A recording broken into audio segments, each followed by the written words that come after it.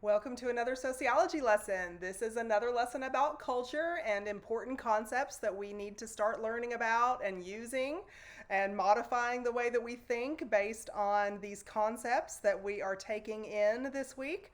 So the two concepts that we're going to discuss in this video are the concept of ethnocentrism and the concept of cultural relativism.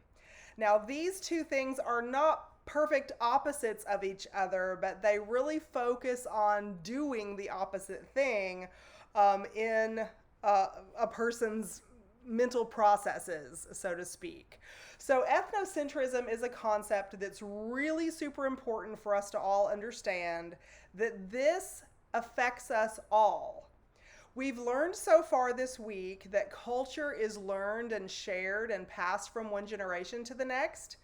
And because we begin learning our culture before we have a memory of learning it, I think I mentioned in a previous lesson that sometimes what we do and how we do it feels quote unquote natural to us over time because we maybe don't have a memory of ever doing anything any differently. Well, in sociology, we are going to encounter different categories of people within the population of our nation where we live. We're going to encounter different categories of people that do things very differently because norms and culture are different from one group to the next within a society. Definitely, norms and culture are different from one place to the next. So if we begin to study another society, another culture around the globe that has a different way of life from ours, we might have our ethnocentrism all fired up inside of us when we are learning about a different culture's way of life. So, ethnocentrism is a really important concept to be aware of because it is about judging other cultures using your own way of doing things, your own cultural habits, your own folkways, mores, and laws, as you've learned about in this weekly lesson, in these weekly lessons. You use those ways that you are accustomed to as sort of a measuring tool to compare other cultures against. And so ethnocentrism is about judgment, and we should not take that judgment too far. The ethno prefix on this word refers to culture. So an ethnicity is a particular cultural group or a subcultural group like we have read about in this chapter in our textbook. In the United States, we have a lot of diversity in our population, and therefore there are different subcultural groups, huge categories of people across the nation, so many people that we don't know each other, but we have similar social characteristics to each other that make us feel together, make us feel united, and we can identify against the others who do something different from the way we do. So this happens even within our own society when we look from subculture to subculture. Ethnocentrism is the tendency that all of us have to judge others using ourselves as the measuring tool. So this is not always a bad thing. Ethnocentrism can have a good side. It does have a good side. There is a good thing about feeling like you belong to a certain cultural group or feeling that you are a member of a society. And that kind of feeling of loyalty, of allegiance, of patriotism, of fandom, whatever word you want to associate with it, those feelings of faith, allegiance, loyalty, tradition, those kinds of feelings that we have in our lives come from this idea of ethnocentrism, where we think our society is worthy of being proud of. We think our social group is worthy of being proud of. And so ethnocentrism has this good side because it can foster loyalty to faith or a belief system, allegiance to a flag or to a culture, pride in your social group or even your sports team. So this kind of feeling in an individual is the result of ethnocentrism. And this arguably is a wonderful thing for lots of members in a society to share so that we feel like we're cohesive. That means we are connected to each other, at least because of the customs and traditions and the values and the norms that control our lives. And we share those in common, and so we feel akin to each other, so to speak. That is the good side of ethnocentrism. But the bad side of ethnocentrism is when we do not acknowledge that other people who have a different way of life than our own, other people have a right to their way of life. And just because their way of life might be different from our own, might be very different, extremely different from our own, does not mean that we have the right to force others to give up their old ways and adopt our ways just because we say it's better for you. It's in your best interest, the you versus the me, or the us versus the them. When we take ethnocentrism too far to the bad side, that's when wars can happen. That's when conquests happen. That is when people can feel oppressed or repressed or marginalized. That's how these kinds of things happen, is when ethnocentrism is taken to the extreme. Entire countries can take ethnocentrism to the extreme. Entire religious groups can take ethnocentrism to the extreme. And since we in sociology are going to look at a wide variety of cultures, norms, habits, belief systems that are very, very likely to be different than our own personal viewpoint, we have to be very careful and acknowledge from the get-go that ethnocentrism is a real thing. We should not judge ourselves harshly if we are culture-centered, like ethnocentrism means. But we should be aware that it is a tendency that all of us have. And as an educated person, we should develop that awareness into practice so that we do not take ethnocentrism to the extreme and therefore limit the rights and the privilege and the access that some people have or don't have to different things in life or society or the world. So that's ethnocentrism. Please be aware of that. And on the flip side, but not entirely the opposite of ethnocentrism, is a concept called cultural relativism.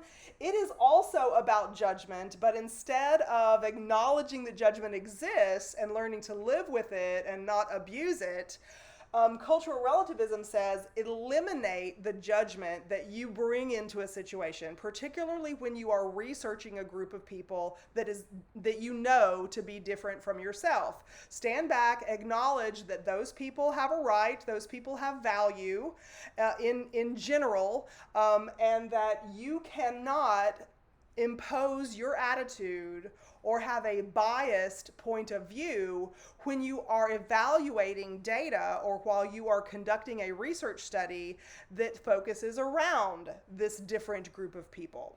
It would give you very unreliable, invalid data if you had a biased research question to begin with.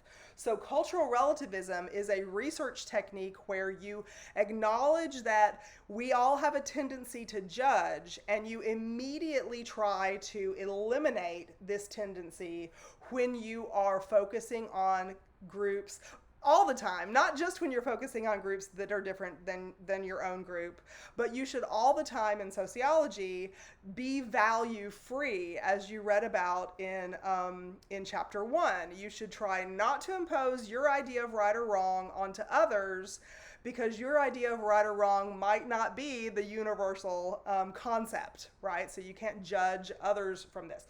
This has a good side because it enables us to value human life equally from one place to the next.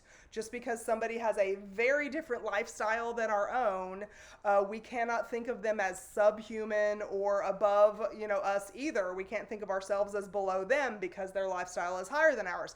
So we can't turn this negatively on ourselves, and we can't turn this negatively on somebody else. So it has a good side so that we make sure that we are aware that all human beings have equal standing and equal rights universally.